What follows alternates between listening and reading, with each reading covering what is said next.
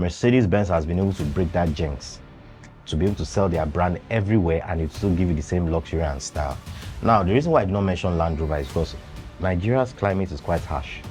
Land Rovers don't do well. I'm sitting here, I'll beat my chest, and if anybody wants to challenge this, they can go to the comment section. There is no mechanic workshop in this Lagos, you will find a Range Rover there. There's always a sick Range Rover. There's a sick Range Rover in every workshop in this Lagos. I don't want to know what anybody else tells me. Towards my final year, when I told my parents, they told me to stop the whole mechanic thing, otherwise, they'll stop giving me pocket money and all those things. And I told them, you know what, it's one of two things. Is either you support my dream or you watch me live the dream.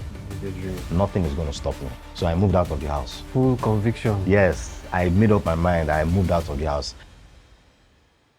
Welcome to theBLOcounsel, where we talk about everything personal development and business development. So welcome everyone to another episode of theBLOcounsel today. As usual, you guys know we are always having interesting, amazing conversations, of course, about entrepreneurship and personal development. Today, I have, important is an understatement, but I have a guest that I know we will learn something from. In my own view, I think he has the capacity to fix helicopters and planes. But what he does is, fix automobiles and repairs. And, he has an amazing car lot, where he does all of his things. He's experienced with it. And he's going to be sharing some interesting gems with us today. It's not every day that we're going to be talking about, doctors and engineers and all these type of professionals. We want you guys to know that there are people out there who are also doing amazing things with some of the simplest things that we can find. And I want you guys to help me welcome Mr. Kayode Odubela today, popularly known as the Autodoc. And thank you so much for being with us today. I'm humbled. Thank you for having me. Thank you. Odubi, it's so good to have you. I know that, ideally we all have, different possessions that we have. And from time to time, we all have to take care of our possessions, whether it is our clothes or our, cars or whatever. When I want to take care of my car, people will tell me, go to the Autodoc. Go to the Autodoc. It's like, it's a hospital for vehicles. Yeah. I don't know if you want to shed some light on what exactly, who is the Autodoc and what can I expect when I go to the Autodoc? Thank you for having me, my very good friend. So it's an interesting question because, we went to school together and this thing started unfolding before your own very eyes. Yes. Now, it started off from hearing the frustrations and pain of my friends complaining about the mechanics who fix their cars. That's where it all started from. And, I realized that, okay, I know how to do this thing and this mechanic is, taking the piss. Why don't I help you fix it? And you get it sorted, you pay me instead. Yes. Being your friend. And you can trust that I'll do it well. So that's where it all started from. I remember I had a Peugeot 504. You remember that car? Yes. So I used to fix that car myself, right? And it was all passion for me. I'd always loved cars and everything that had to do with cars. But at the same time, I hated engineering. Because that's even another story entirely. I tried engineering and I failed woefully because those books are too thick. I'm a very practical person. I don't really like books. I learned by practicing or having visual cues or something I can listen to as opposed to having to read. Unfortunately, I don't have that patience to read. But over time, I started, fixing my own car. Then a few friends of mine will come and complain about their own cars. I'd fix it. Remember your Mazda too? Yes. When you have one or two issues in your Mazda, I remember. You say, Bella, let me look at this, my Mazda. What's the issue? And I'll say, okay, this is the issue, this is the issue. Some of it, if I'm not able to do it, but at least I'll give some guidance as to what has to be done. Then from there, I started installing sound system, if you remember vividly. I started doing sound. That's true. Yeah, I used to install this DVDs. Now I remember, absolutely. Back then, Son by Son DVDs, 7-inch DVDs, I used to come out from the dashboard, subwoofers, amplifiers. It was a thing back then, yeah. We had one of the best subwoofers that year. It was a thing back then, loudspeakers and stuff. So I used to do all those installations and I realized it was, bringing good money for me because then, fortunately for me, fortunately for my business, I don't want to say it was a good thing for those who were victims, but Yahoo was just it was kicking off. It was in its prime. So it So was kicking off. we had a lot of young boys who had money at Were their buying disposal. cars You know, and they were yes. buying cars and they were ready to trick it out, with sound systems and all. So it was quite good for me. And that's where, the whole popularity started, And from there, I registered my first company, K-Secure Technologies. I don't know if you can I remember K-Secure. I used to install vehicle remember tracking K-Secure. I systems remember K-Secure. and vehicle security systems. You've gone from way back, from way, So way, I started way back. installing that in Unilag. Then I got a couple of contracts with University of Agriculture, Abeokuta. I can remember vividly. UNAB. I used to go to Abeokuta a lot, if you can Funny enough, remember. I think I remember that contract. I even used your 406 to Abeokuta one time.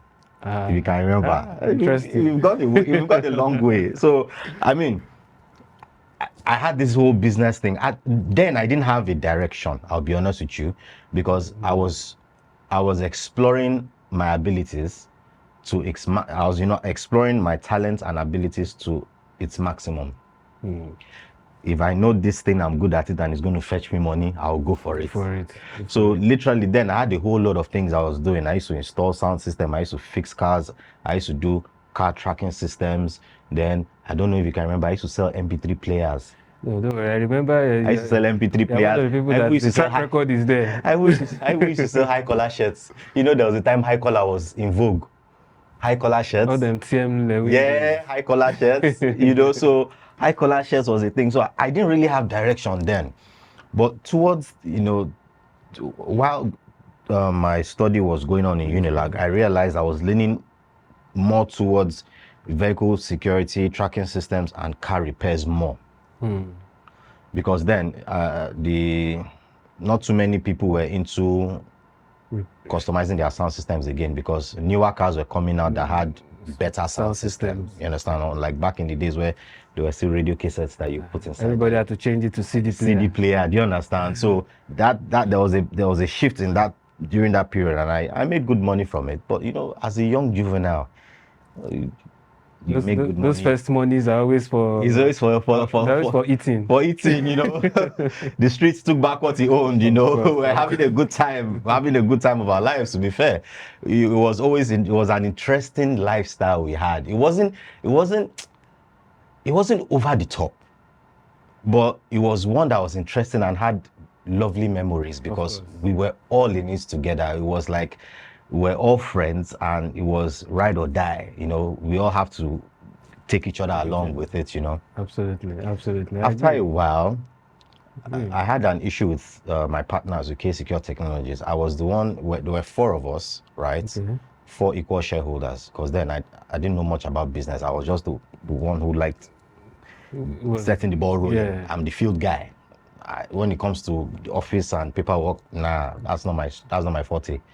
So, the issues came up, and I realized, obviously I was the one stressing myself the most, but because we had equal shares in the business, they were benefiting from all my hard work.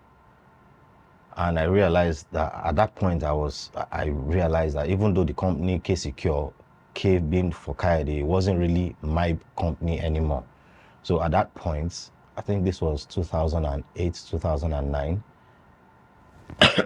that's when I decided to abandon that project and register my own business, Code Red Technologies. Now, how did Code Red Technologies come about? Yeah. It was just weird, because weird story. I was in OJ's bar. I was very upset. I was having a drink. And in my head, you even remember those names. In my head, I was just like, man, everywhere don't red, man. It's like Code Red. I'm on red, Code Red. I'm on Code Red. You don't red, Code Red Technologies, boom.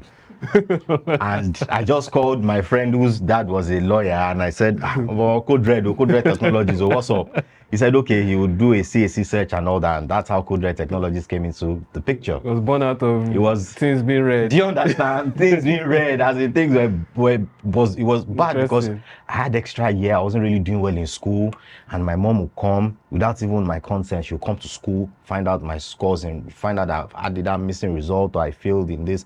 So my passion for success, my pursuit for success was affecting my education. Yeah. So I settled for the next best thing, which was biology. So, that was the next best thing I could do, because I was also a good biology student in secondary school. So I settled for that. Now, moving forward, when I registered Code Red Technologies, I didn't have an alias or a nickname at that point. Everyone just knew me by my surname, either Odubella, Odubi, or Bella. So I was thinking, Okay, you. yeah, okay, you know. So I was thinking, what can I use to associate myself with this automobile industry that I want to pursue? And I just thought about it, the Autodoc. Okay, I fix cars, the Autodoc. So I just, instead of making it, instead of spelling it Theautodoc, I turned it to capital D, then Autodoc as one word. So that's where the Autodoc came from. Then Nice. it also has another story, a back end story to it. So, well, I'll just give a little here, Okay. because it's a bit of my private life. Okay. But I mean, then I was in a relationship, and her parents didn't really believe I was capable enough to take care of their Why? their Why was daughter. that? I mean, the dad was an academician Okay. and a professor. The mom as well was also an academician. And I'm guessing they must have pulled out my school records to see, you know, And he's not the best student in yeah, school. do you understand? They must have pulled out my records to see what this boy has, you know, to offer their daughter and stuff. And I'm sure they were not impressed. Because like I said, I wasn't the brightest of. I'm surprised I even finished with a 2-1. You know, that 2-1 that you just barely scaled to, you know. So then I was sort of ashamed of calling myself a mechanic, because there's this whole thing about mechanics being dropouts or people who It's just like a dirty work. yeah, a It's dirty not, job, you know. It's a hustle that you do to just survive, you know, to get along, you understand. So I was a bit ashamed at that point, but then that was an eye-opener for me, because he asked me what I was doing. I told him I'm a mechanic. I want to be a mechanic. I have a workshop that I'm, you know, trying to set up, but unfortunately at that moment I don't have a workshop of mine. So where I was, somewhere in Alagomeji, was just by the canal. And trust me, it wasn't smelling of Versace or Louis Vuitton. It was stinking in that area. Do you understand? Because just behind the canal, or rather, there's a canal just behind it. So I think the mom came to look at the place, and she was just like, "Nah, man, this is not going to work." You know, she didn't tell me directly, but I could read the body language. They do not want love to prevail. You know, so then it's sort of, that incident sort of pushed me. You know, because at that point I'm like, okay, you know what? It seems nobody believes that I can do this thing. And then again, most of our friends, you know, started working in oil companies and all those kind of stuff towards the end of school. Yes. So it was more of intimidation. I was being intimidated that, you know, why are you being a mechanic? It's a dirty man's job. You get that kind of thing. Fortunately for me, a little part of my personal life was when my wife, then she was once my girlfriend. Then, you know, she came back to visit, and I was all out to make her understand that this is what I'm going to do. I like you, but you are going to marry a mechanic. I'm not going to school to read any book. I'm not furthering anything. I'm going to face this squarely. And she said, ride or die. And that was one of the things that encouraged me then, that okay, if I'm not even going to marry another person, this one that is understanding. do you understand? And a couple of times I took her to the workshop when she came visiting, and I was at the workshop with her all day to see how she would react. A typical girl would start being uncomfortable and probably want to look for somewhere where there's AC. They're sweating too much. They're sweating too much. And bro, the whole day, man. They're always sweating in the mechanic workshop. Do you understand? We ate the workshop food together. You know, all those women that sell food, and that encouraged me as well, that, you know, I'm on the right track. Yeah. So then I decided to announce my presence on Instagram by registering my accounts and named it the Autodoc. So from there, you know, word of mouth, I started fixing cars by the time I fixed for one person, he was happy with the job, spoke to the next person, he was happy with the job. Then I used to do more of mobile repairs. Yeah. I remember vividly, because the workshop was a struggle, and most people who had so-called high-end cars those days were not comfortable bringing it to the workshop. Before you come to their house to come and do whatever. So I used to do a lot of mobile repairs. So I used to go to their house to fix it, and it was making wave. It got to a point it grew beyond me, because I couldn't cope anymore. But then I also had another struggle. it was difficult to convince my parents that this was actually what I wanted to do. Because K-Secure had its effects on my education. And shortly after that was when Code Technologies was birthed. So that really got my parents upset. That look, you are barely doing well in school and you are just on about this business. You're not even thinking of anything. You want to be a mechanic. I don't understand. So what's the point of you even going to school in the first place? You know, it really upset them. And it's weird because back in their own days, they used to do, from after secondary school, they would do sort of like industrial training in different fields before they now decide whether they want to be engineers or doctors or whatnot. But it's funny how everything just changed and it was all about degrees, you know? So I didn't really get support from my parents at first.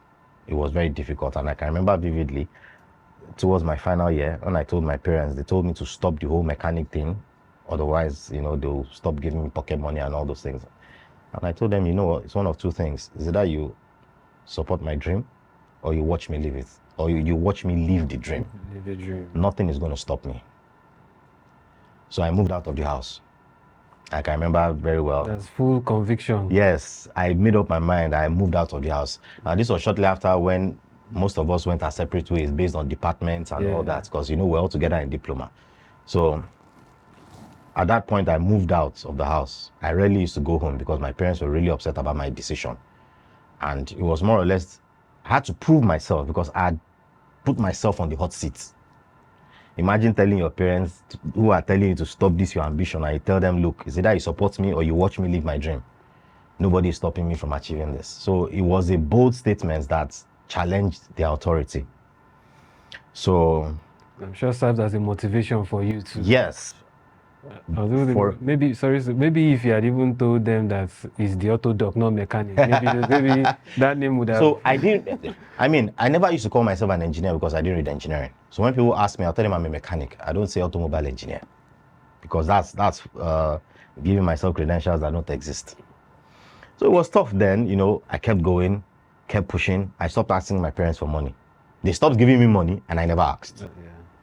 Then my mom now started, if they catch you that you stole money, don't bring anything stolen to the house. So, because you've been doing that, you are a man now, you are a man. I don't know this your drive for money. I mean, she's just being a mother. Of course. And you cannot blame her because, you know, to her, she didn't understand what the drive was. She thought the drive was money. Just want to make money. And it wasn't money for me. It was about making my own name. My parents have had their name.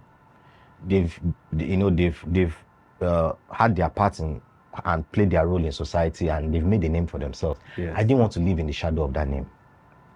I wanted people to... And it would have been very easy to stay in that shadow. Yeah, it would have been very easy to stay in that shadow, and people would associate me with the success of my parents. But I wanted them to know me for who I was and what I did and what I could do. So that as well, you know, motivated me to keep pushing.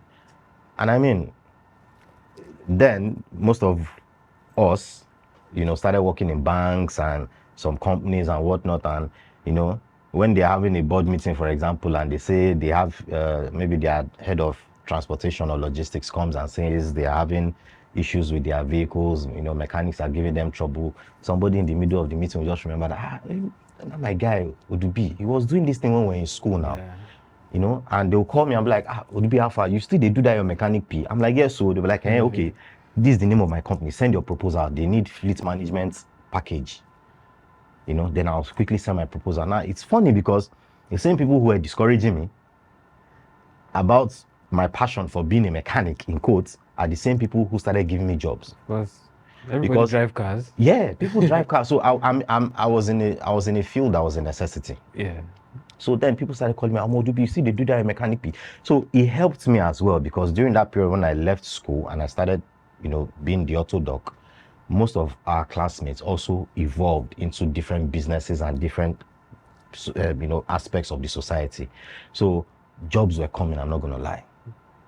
And, you know, that was when my dad sort of saw and understood that this thing that this boy is doing. This is a real thing. This is a real thing. So he then moved me from Alagomeji to somewhere in Yaba, a small place that took just one car. He thought maybe I would complain. And I said, I mean, this is better. People would rather come here than go to the place near the canal. So I was there in Yaba for about,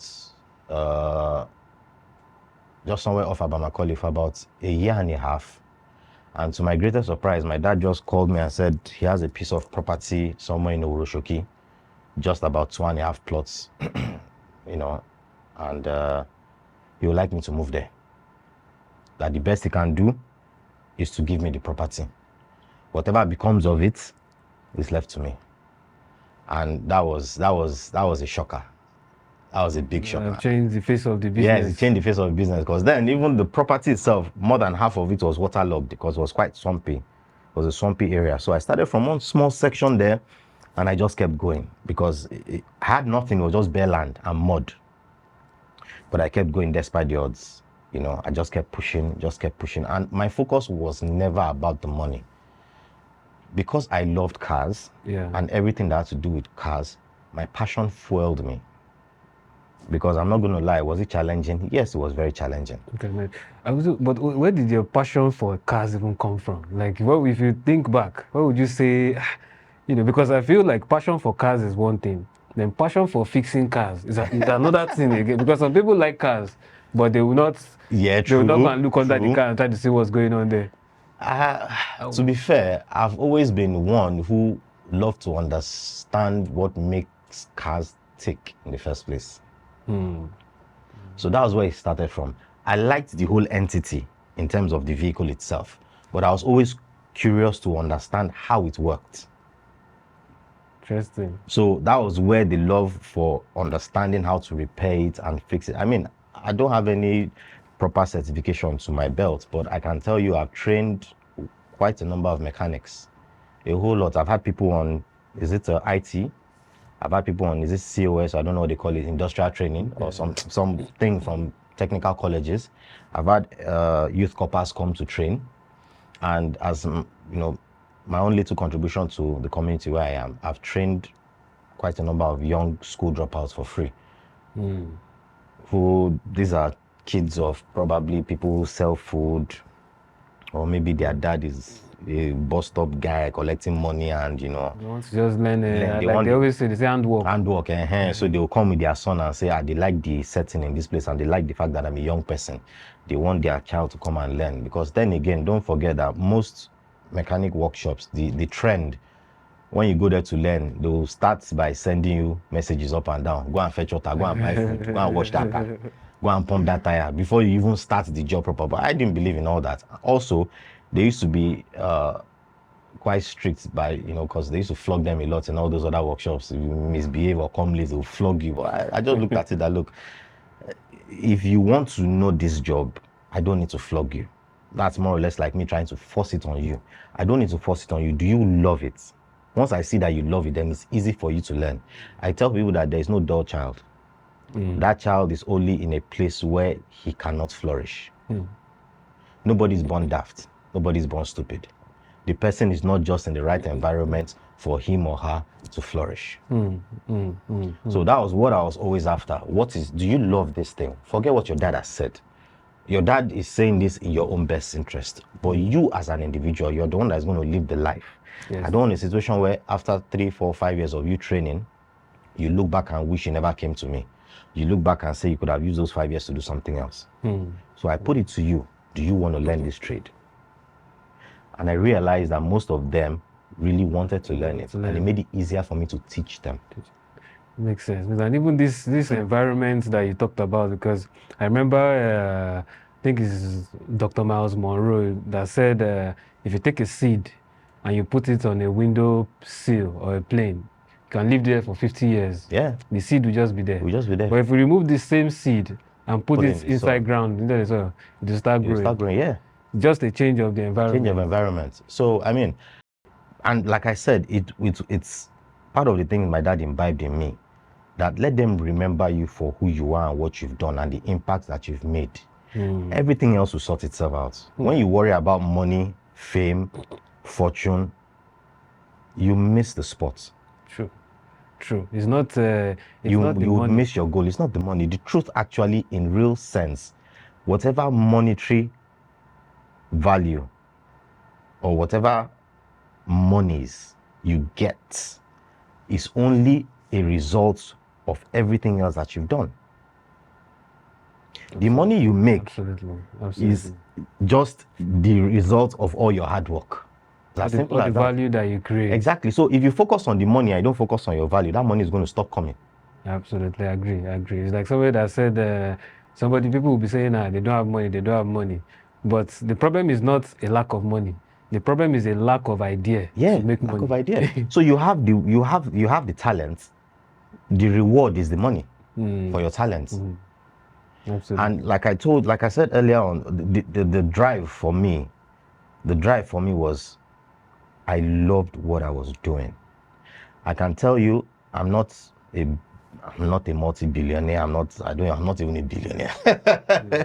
But I can tell you, I'm living a fulfilled life because from the get-go, I've always done what I always wanted to do.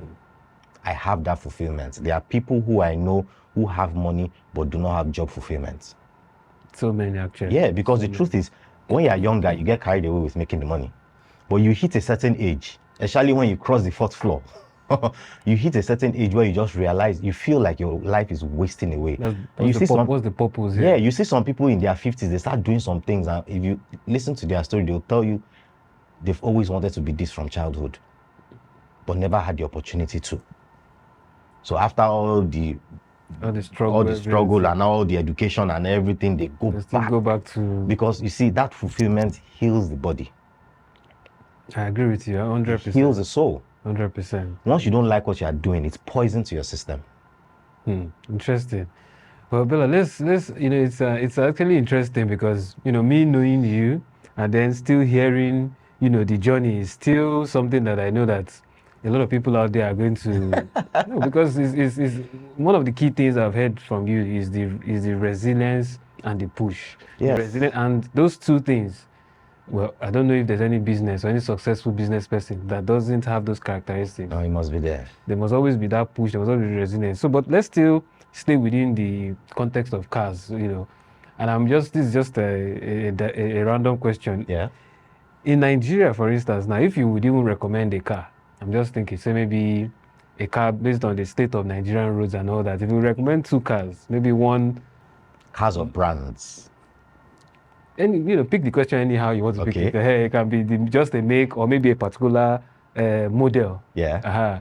So pick one luxury and one just normal car. What car would you recommend for a Nigerian road? I will tell you the truth. My answer will not change, even in 100 years. You can never go wrong with Toyota. You can never go wrong with Toyota. It's interesting. Why? Look, let me put you on the spot. When you see most United Nations vehicles, what brand are they? Usually Toyotas. When you see World Health Organization vehicles, what brand are they? Toyotas.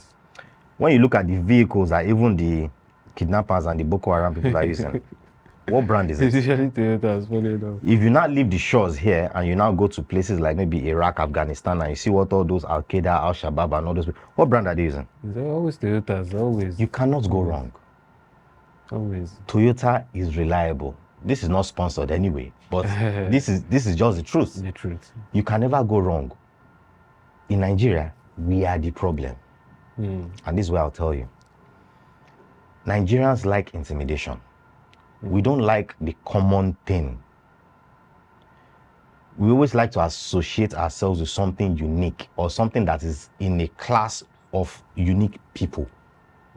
So we then leave what is pocket friendly, cost effective, and would comfortably get you from point A to point B, and now start looking for trouble all in the name of luxury. Luxury comes at a price. Of course. I tell people, if you give an average novice a bottle of champagne, bottle of champagne brut, and you give him a cup of champagne brut and a cup of orange juice, I can bet you finish the orange juice and not the champagne because it's not sweet. True. Champagne is not sweet. True. If we are going to look at beer, for example, stout is not sweet. Are you getting my point? No, I get luxury comes at a price. You can actually do without it, but it's just because of this drive and this whole mindset of class, people start buying luxury cars. Now, this is one of the problems. People who manufacture these cars manufacture them by region. A car brand has already studied the region and the climate in that area to understand what will work best for their vehicles and produce it best for that That's the region. region, okay. Now you leave the shores of Nigeria and go to places like America and bring cars here, go to places like Canada and you bring cars here. You've swapped conditions. Or maybe do we say maybe those car manufacturers assume that the conditions are similar across board? No. Okay. That's why you hear, I'm sure you must have heard European spec, American spec. True. Those terms were there for a reason. Dubai spec. Yeah. So those things are there for a reason. American spec because the Motor Association of America have rules and guidelines as to what cars should have, cars that will be sold in their country, what they should have. Now, if you look at Dubai spec, look at Dubai, look at Canada. You and I know that Dubai gets to some godforsaken temperatures, 42, 45, 50 degrees. Now you want to imagine taking a car from Canada where during winter they get to as low as -20. You now take it to Dubai, that car is not going to survive. To fall sick. It will. You see, take for example, if you leave Nigeria and go to Moscow in Russia, you won't be dressing the same way you're dressing in Nigeria now. Because there is cold, so you need to wear thick clothes, innit? So, but if you leave there and come back, leave Russia and go to Dubai, you won't be wearing your thick clothes. All your thick clothes are useless. These things affect cars as well. But people don't look at all those things because they'll say, when I went to Germany, the car that I drove, then they buy it and ship it here. And they start having endless troubles. Back to your question, the second brand. So I'll give you two reliable brands, right? Affordable brands. Toyota and Honda. Take it or leave it. Okay. These are the most common vehicles that are around town anyways. Yes. Now, when it comes to a high-end brand, I would say Mercedes. Okay. Not a Range Rover. Not a, I think it's Land Rover. Land Rover is the brand. No, not Land Rover. No. Because one of the reasons why I'll tell you Mercedes is because from Mercedes-Benz existence from day one, they've been able to produce cars that will do well in almost every climate. They are built tough. Now, that doesn't mean they are cheap to maintain. But the fact that they are built tough is going to make them more expensive. Because obviously, luxury is having a part to play in it, right? But Mercedes-Benz has been able to break that jinx to be able to sell their brand everywhere and it still give you the same luxury and style. Now, the reason why I did not mention Land Rover is because Nigeria's climate is quite harsh. Land Rovers don't do well. Nigeria. I'm sitting here, I'll beat my chest, and if anybody wants to challenge this, they can go to the comment section. There is no mechanic workshop in this Lagos. You will find a Range Rover there. There's always a sick Range Rover. There's a sick Range Rover in every workshop in this Lagos. I don't want to know what anybody wants to tell me. And I can bet you there'll be, if not one or more, there'll be one Range Rover that they've still not figured out what the problem is. So why put yourself in that trap? Because of all the luxury. Well, it's a money pit. Then again, if you work hard to make your money, I'm sure you wouldn't want to flush it down the toilet. Yeah. And just to stay on that question, so but from your experience now, what's the worst car issue that you've seen? The type of just as we are still in the worst car issue. Let's see. Gear problems. Yeah, I can remember vividly when I started. When everybody has their story when you first start a trade. Someone brought a Camry to me, normal Toyota Camry, right? He said they wanted to change the shaft. The shaft was making some clunking noise when it turned, the popular shaft noise. So he said that his shaft is bad, we should replace it. I said, okay, no problem. I called, then I had one or two staff, called them, then told them to jack up the car. Now, the thing is, usually if you want to work on the transmission of those cars, the gearboxes, you need to leave the car to cool. Yes. So if you're going to work on it, I meant to work on it the following day, not that same day. But the guy drove in, left the car, dropped the key left. So we got the parts. Next thing, we just pulled out the shaft, put the replacement shaft, coupled everything, put gear oil in the car, started the car, put the car from park to reverse. Normally when you put it in reverse, you're supposed to feel the car, sit or something. Nothing happened. I put it in neutral, put it in drive, nothing happened. Put it in reverse, nothing happened. Yes, low. The gearbox had gone. Look at me sweating. This guy came, was vexing, was parrying. That was the first loss on record that I had. You had to replace bought it. him another gearbox, And yes. I was going to say, how do you even fix that type of problem? I bought him another gearbox, and it was a painful lesson I learned. Very painful lesson I learned. Costly lesson. That was a costly lesson because I drink Gary.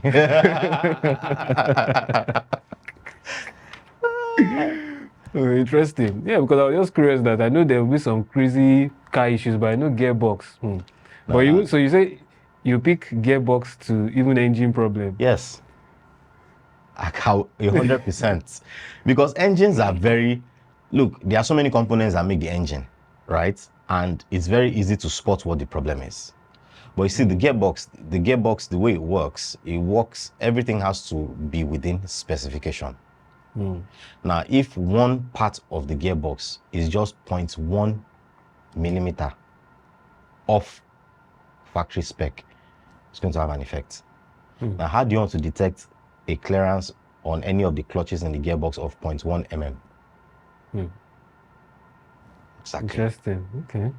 You know, no. Okay. Well, for our viewers, please take care of your gearbox. So, it's interesting. And I know when you talked about the workers, people that work with you. Yeah.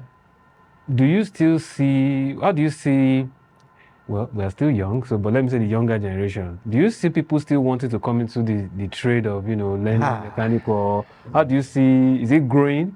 Very good question. Most of the guys who own workshops now, we're all kind of friends because one way or the other, we all met somehow, right? I mean, maybe somebody is not able to fix car. Yeah, and coupled with the fact that maybe somebody knew me in Unilag and knew that one too in maybe another school, and so. Okay. And we all started this journey together. So for us, it was passion all across board. 2, bear in mind that the country wasn't as bad as it is now, right? So, I mean, money still had value when we started this business, right? It wasn't this bad. People were not this desperate. People could still eat. We were still buying bag of rice for what, maybe 8,000 naira or 10,000 naira. Things were very affordable, right? So that desperation wasn't there. So we had that, we were patient enough to sail through. Now, over the years, because I've been in this for about 16 years, over the years, remember I told you I train people, right? I realized that the worsening condition of the society started putting pressure on the young ones. And remember vividly, social media started during our time. Yeah, I agree. Social media started during our time. So we somewhat knew how to handle the pressure better because there were a lot of limitations when social media started. You could not post a video that was more than 15 seconds or something. Even when Instagram started, I remember it was only photos now. Yeah, it was only photos. When I restarted Instagram, it was only just photos. There was nothing like Reels and all those Instagram Live. There was nothing like TikTok. All those things didn't exist. So it was easy. The distractions were less. Yeah. We could focus better. Over the years, when social media started dominating, people started losing focus because there are too many distractions. And people tend to believe what they see because that's what makes social media sell. There are a lot of false things and false narratives and false lifestyles on social media that block the minds of these young ones that are coming up now. So, and you start hearing this woke thing about, you cannot serve someone and the person will think he can ride on your shoulder, that you are a boss of your own life, blah, blah, blah. And look, things that are not real. They are not real. Before you can become who you are, you have to serve. Of course. Only a good servant can become a good leader. 100%. Do you understand? You need to serve. So it's a problem because now they are distracted and polluted by all the things they see and hear. Everyone is talking about mental health. Everyone is talking about, my sanity, my space.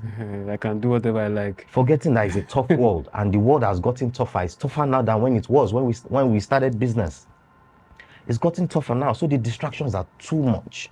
That's one problem that we're facing because you hardly see a young Gen Z individual sit for 10 minutes without picking up his phone. This I agree with you on this one. I can sit and ignore my phone and watch news and blank out. I zone out of my phone time. This is how much time they give to their phone. So when they are even working and they just hear their phone beep. They don't even want to know whether it's... The brain will just reset. The brain will just reset. They just left what they are doing. They want to pick, and that's a serious distraction. It's causing a lot of trouble for them, making them lose focus, and making them, they are selling this idea to them that there is really no dignity in labor anymore. I grew up in a time, my dad used to be a carpenter as well. He had a furniture workshop.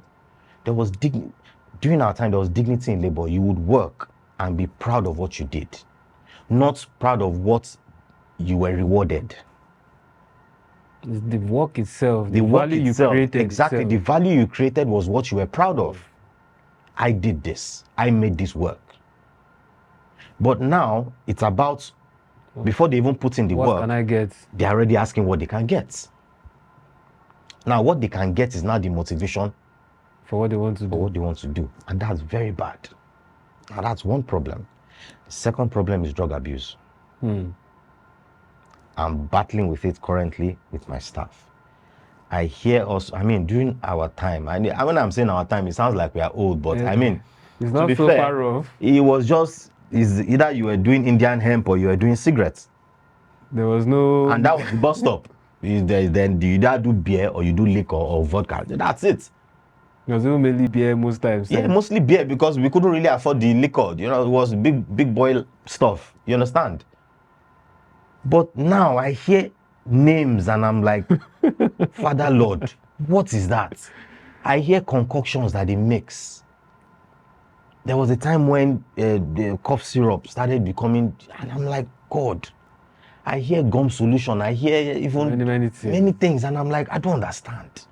Why? So you find some people that come, So they have this problem. They can't function except they're on substance. Now, that's already a problem, because they've not even developed their mental skills. They've not learned to control their brain. Now you are giving your brain something for it to lose control. So how would you focus on what you are doing? It kills the ability to think outside the box. I kid you not, no matter what you are a professional at, what makes your business unique? Of course, the thinking. Are the ideas that come from your head. Because there is nothing new under the sun. True. But what makes your business unique is you thinking outside the box and applying it to what you are doing. Because that's what, at the end of it, that's what will make you different from the other mechanics. True. And the funny thing is, this thinking now is what many people don't even want to do. People don't even want to spend time. No. They don't want to break a sweat anymore. They don't want to, they just want to stay behind TikTok and say tap tap tap. What would you, and just to digress from the cut, this problem that you highlighted, what do you think, what would you, if you had the magic wand, what would be your solution to this type of problem? Because the problem is not, to be fair, it's not just in Nigeria. It's across board everywhere. Yes. If I had a magic wand. Everybody should ban social media. No. To be fair, it's one thing that I believe, if it is turned around, things will change. Education. If you kill education, you kill a nation. And that's what has happened in Nigeria. You have graduates who cannot even compose simple letters. They can't speak proper English without infusing slangs. We are speaking proper English. Yes, once in a while we'll put in some slangs, but if we want to get serious, we have the ability to get serious and speak prim and proper, depending on where we find ourselves in the society. Absolutely. If we meet educated people who have PhD and all that, we are not going to be intimidated because we fit. Of course. And if we end up leaving that circle and meet our peers, we leave all that also fit too. And blend in. But you see, these people don't have the ability to fit in that first example that I gave. They've just gone to school to fulfill all righteousness. These people are not educated. You see a lot of videos on Instagram where they ask very simple questions like, what is your discipline? And they are looking. And these are people that are in university. Oh, you have just graduated? Yes, I just finished. I'm a student. Doesn't know and what is your discipline? And they are looking. You're like, what do you mean by discipline? I don't understand. You know, they've killed education in this country. A lack of education is one of the problems that we're having because education is just a foundation. And if that foundation is not, if it's not proper, nothing can be built on it. You don't necessarily need your educational degree to become anybody in life, but that foundation that it creates Very, very important. is very, very important. And Very, now very that everybody's shouting, you see it on social media, some say education in school is a scam. School is a scam. No. Look, I mean, I have my branch in the UK, and I speak to people. A homeless person is educated. A homeless person in the UK is more articulated than a graduate in Nigeria. And this is somebody who probably didn't even go to university, stopped at high school, but is well articulated. So what are we saying? Education, and I'm with you 100%. It's to me, it's just education. It's not about, you see, because they don't have that education and they don't have the ability to think, dissect, think outside the box, provide solutions to problems. They just, right now, they're just going with the flow. Can't think for themselves. They can't think for themselves. And it's only become worse now, unfortunately. I don't mean to push this away, but AI has made it worse. You went to KC, right? Yes. When you were doing exams, you had to crack your brain. Of course. There was nothing like AI. We didn't even have Google to ask or do research. You remember? We didn't even have, even when we finished from uni, like most of our research papers, we still had to go to the library because Google was not well informed at that time. It's not everything you find on Google. It wasn't everything you find on Google. You still need to go into the library to get research, when we're doing projects, to get research booklets. We had to use our brains. But we're in a generation where nobody is using their brain anymore. If you ask somebody a simple question, the next thing they are doing is going to Google. A simple math calculation, they've brought out calculator. And then the other day I was even having a question. Two people are arguing, they'll pick up their phone and ask Google. And Google is now the court. Do you understand? The judge. Forgetting that thing was actually put there by somebody. Of course. So it's easy to control the narrative.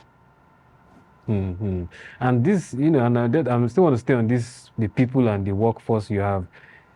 And so I know you work with some skilled work, like people, the skilled workforce, maybe those that went to school. You have a lot of unskilled too. Yes. Which of these two groups is more difficult to work with? More difficult to work with. Or maybe easier to work, but I'm just... To be fair, it's somewhat balanced. And I'll tell you why. I don't just accept anybody. Okay. I told you earlier on, the first thing I look out for is your passion, your zeal. Once you love what you want to do, you cut half of the problems I'm going to face. Now, the educated people, the only difference there is I can brainstorm with them easily. If you are met with a challenge on a job, for example, because not everything that the computer will tell you, you need to try to understand, create scenarios, see if you can replicate that same scenario to try to find if the problem would happen the same way, so you need to brainstorm to do that. And it's easier with those who are educated. Now, I have a few uneducated ones who have dropped out of school. They understand but cannot communicate. Which is where education comes in. They understand. When I'm speaking to them and I'm explaining the situation or the problem and what they need to do, they understand. But they cannot just communicate. That idea cannot come from them. They don't have the ability to think about it.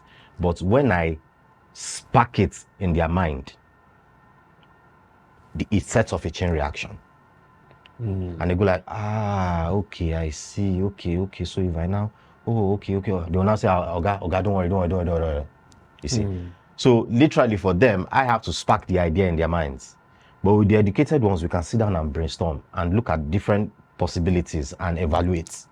But this is something I can't do with them.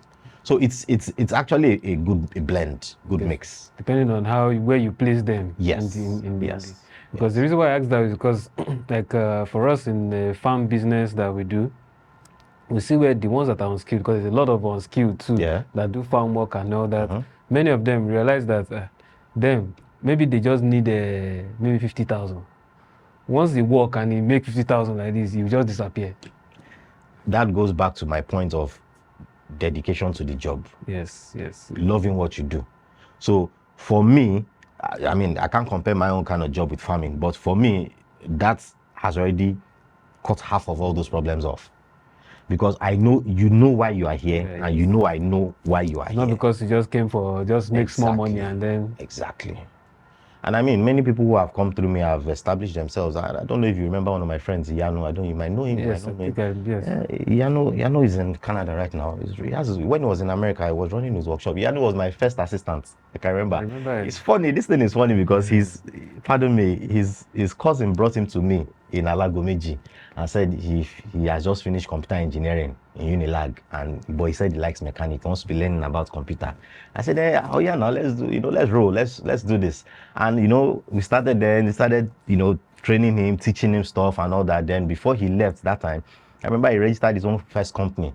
So what I allowed him do, because I had space, thanks to my parents, the property where my current workshop is, I had space. So I then told him, you know what, you can ride on my wing. Bring your customers' cars to me, to my place, use my facility to fix it, but let it be under your brand. Under your stuff, okay. So it was sort of, many of them have used my own business as a stepping stone, because land is expensive and it's hard to get. Of course. And it's every mechanic's nightmare right now in Lagos State to have a space to work. That's one of the big issues. You see, so most of those who I trained used my platform as a foundation or a stepping stone to achieve what they want because to I don't want to, because the truth is, the old system was they'll come, they'll learn, and they'll go and get your own customer. No. While training them, I allow them get their clients so that when they go, they have somewhere to continue from. That makes sense. So it's easier for them. But back in the days, the way they used to do it in other workshops, they will train you and the guy will tell you, I don't want to see you in this whole area. Because all this area, they are all my customers. You have to move. But I tell people that but you can't control where your customers come from. Your services are what are going to determine if your customers will patronize you or not. And there are also a few other factors: location, distance, pricing. But you can't control customers. Because really and truly, if you pray to God that God, I want customer, if God gives you all the customers only in your local government, you will run. Absolutely. And I think there's a key thing in what you even said about, because you've mentioned a few people now that you've helped one way or the other, they've started their own thing. And I think it's important for those listening to us to understand, because in my view, that's true leadership. I believe that somebody who is a true leader doesn't maintain followers. They produce more leaders. True. And that is and the funny thing is, many people that are like that, as soon as they start getting followers, and I think maybe you are doing it subconsciously without even noticing, but your approach is empowering them to do their own thing. That is how true leaders think. In fact, I tell you what, when I employ anybody, be it contract staff or permanent staff, I give them a 5-year ultimatum. I tell them, if you are with me after 5 years, then there's a problem.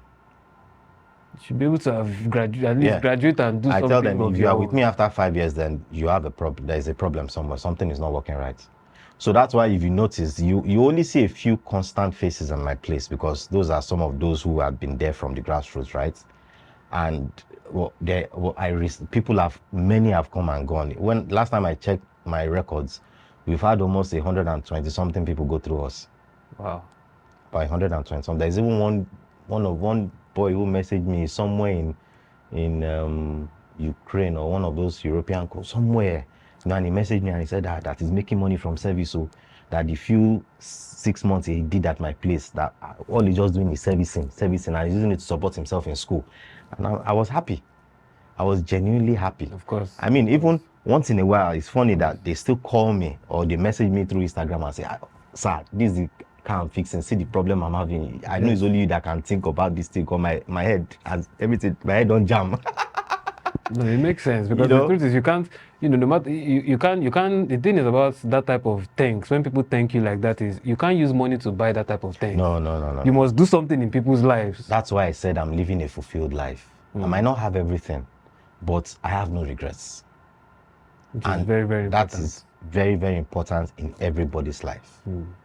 I have zero regrets. So in terms of challenges and just as we are wrapping up, because I know you talked about the issue of space for those that are going to what are, especially in Nigeria of today, and I know you had already hit on the fact that the country is not like it used to be and many things. But what are the, like for somebody out there now who maybe wants to start and is thinking, oh, I like, auto business and I want to repair vehicles. What type of challenges do you think they should be expecting or they should brace their minds up for? And even for you, what type of challenges are you, experiencing? Or is it just a walkover, no challenge? It's not a walkover, my brother. There are a lot of challenges in our industry, a whole lot.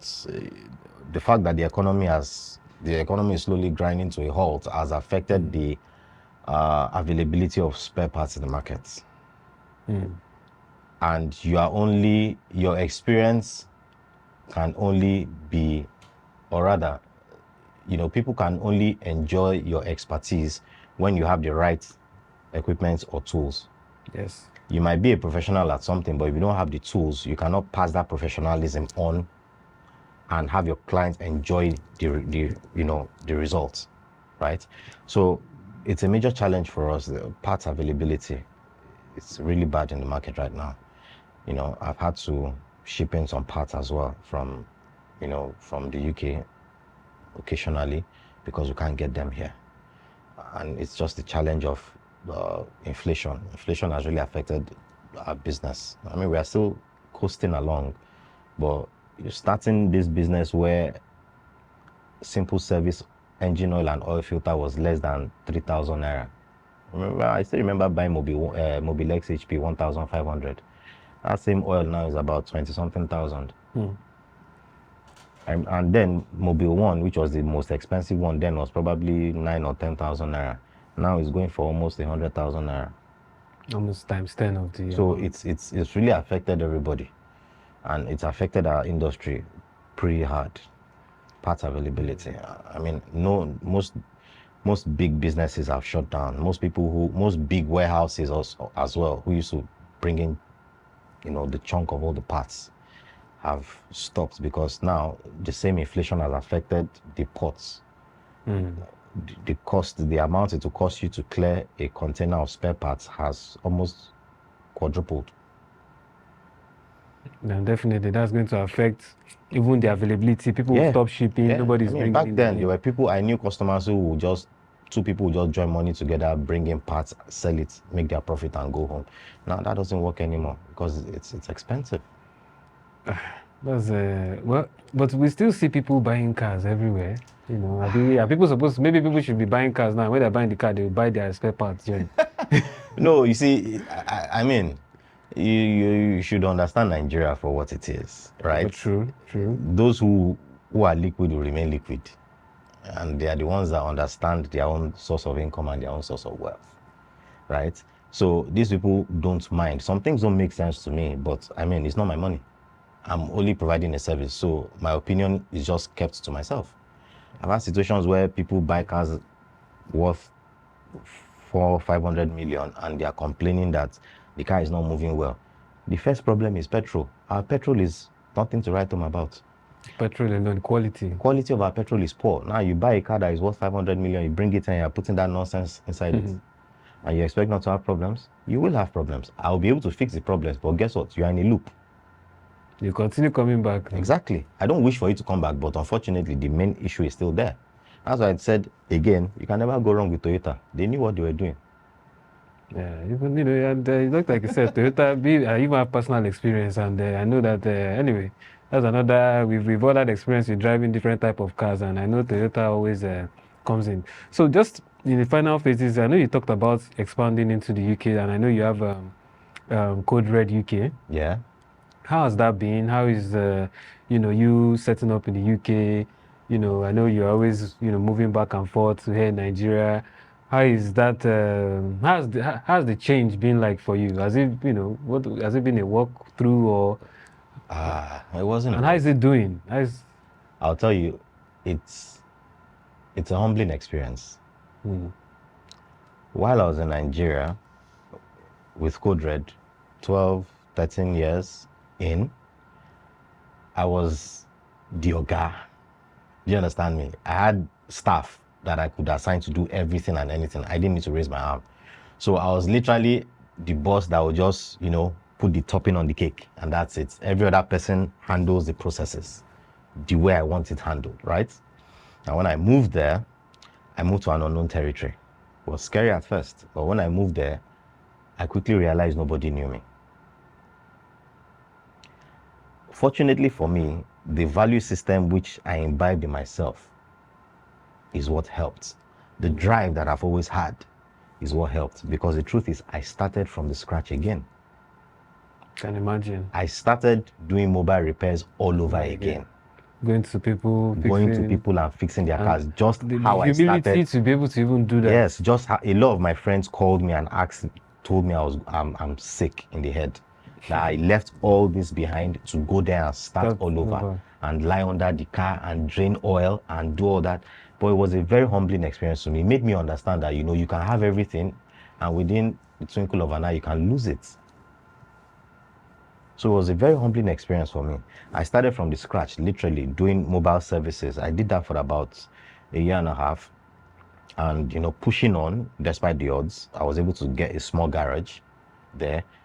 During that process of doing mobile repairs, I registered my business as well, did everything prim and proper, registered the business, started it. Fortunately for me, surprisingly, a lot of people have jackpot. So many of them who knew me here are in the UK. So some are not close, but then they now have friends who are now close to me and be like, I get one guy with Lagos, they do that mechanic thing. He don't come open for UK. So I'm actually, what even made it a bit easier for me in the UK is the fact that my reputation sold itself without me speaking a word. Which is why a good name is always good. Yeah.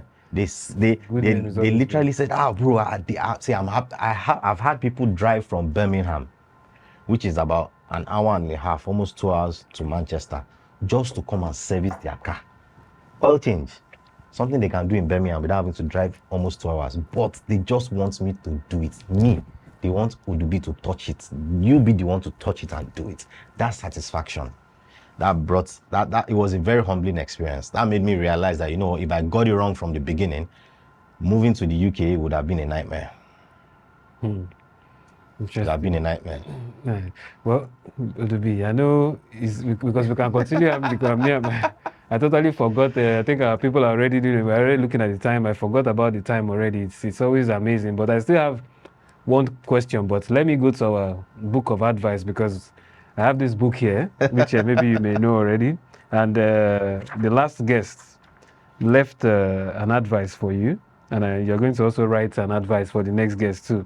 So the last guest, her name is Rosie Sain. She's an executive coach and HR. She's into human resource. And this quote is from Mark Twain. It says, "Keep away from those who try to belittle your ambitions. Small people always do that, but the really great make you believe that you too can be great." So this was our, comment. So before we wrap up, let me let you write your own advice for the next guest. It could be long, it could be short. Take your time. Interesting. For me, I've gotten some advice already in this conversation, but yeah.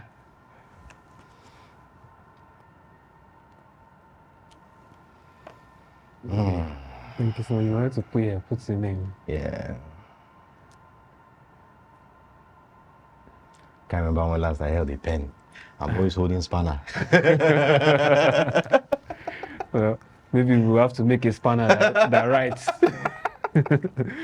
Okay, Dubi, thank you so much for that. Sure. As we wrap up, I'm curious, because the channel is aside from sharing stories, we have about productivity, personal development, and I know that for every successful entrepreneur, there's always bad days. Things cannot be rosy, or there's no rosy days every day. But how do you, just as a sign out, what are the things you do to get over those bad days? I know you don't like books, so, but maybe there are books you read, or maybe there's something you listen to, or is it, some people, I've heard somebody say it's worship, that, those things help them. What are the things that help you, just for somebody out there too, that, because some people there don't know that bad days are part of it, but we need something to push us out of those days.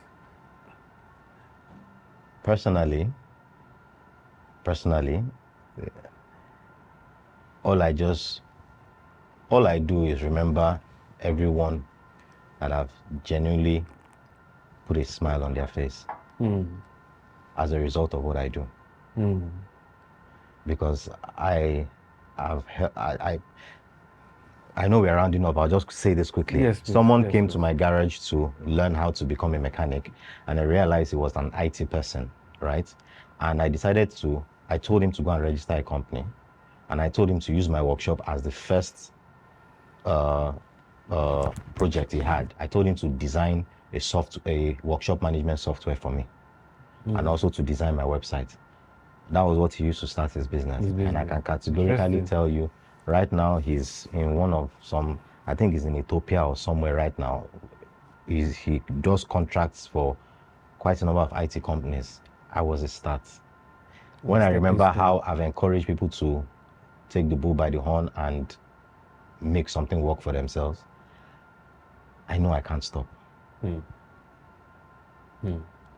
So basically it is, you remembering that, you remembering the people that that you've helped, you remembering how, people have been able to get supported through you is already a motivation for you to move on. It's actually my fuel.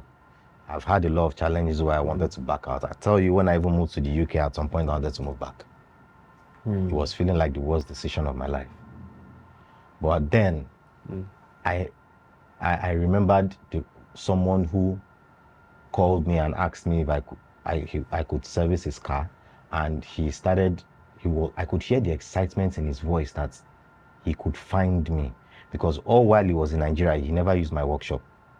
But when he went in the UK, he called me and told me that he's so happy that I'm the one that's servicing his car, that it's a huge relief for him, that he just feels good, that it's me, that he has never used my services in Nigeria, but he has been watching my progress. But now that I'm in the UK, it's going to be no other person. And in my head, I was like, nah, I'm not stopping. And I think that's the perfect place for us to end it. Please, I can't say more than I can say now, but I must say that I've enjoyed every bit of this conversation with you. And we can't stop, just like you ended it, Yeah. As long as we continue to push, we cannot stop. Odubi, for me, I can't thank you enough, especially because we're doing this at a short notice. Yeah. And out of your busy schedule, you still made out time to come, and have this conversation with me. For me, it's the best honor that you can give me as a friend, and I really, really appreciate you for that. And I know that there's still so much that we are going to talk about. There's so much. I know we kept this one within it was tight. Code Red. I would let you know my itinerary, and definitely we'll do a catch up. Yes. And I learned one thing today, that Code Red Technologies was born when things were red. When things were red. All right, guys. So thank you so much for watching us today. I remain Babatunde Olaniro, and please, if you have comments, you have anything to tell us, if you have your own experiences or you want to learn something, I can always reach out to Mr. Kayode Odubela, and we would always get something going. Thank you so much for watching us again today, and stay blessed. Thank you.